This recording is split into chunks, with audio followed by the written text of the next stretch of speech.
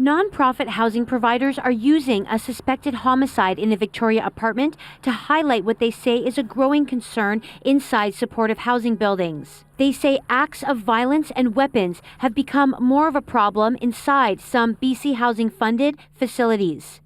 It is situations like this that make communities fear and oppose supportive housing, and it does not have to be this way.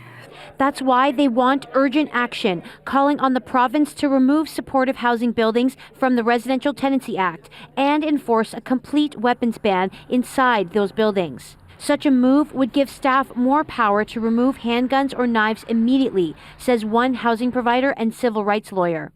What other employer has to go to the residential tenancy branch when there are weapons or violence in their workplaces to wait weeks, months, or maybe never to get that threat removed? One Victoria-based tenants advocate, however, says removing rental protections would put residents at risk of ending back on the street. Taking away the rights of everybody in these buildings is not the answer. BC's housing minister, though, says there are no immediate plans to remove supportive housing buildings from the Residential Tenancy Act. If there are more changes that are needed, we're always open to it as long as it's about safety. But we also want to ensure that these are human beings and they have some basic levels of rights so that they're not being abused as well. And we're trying to find that balance. Calon insists that supportive housing buildings are safe and that they provide a home for people who would otherwise be on the street.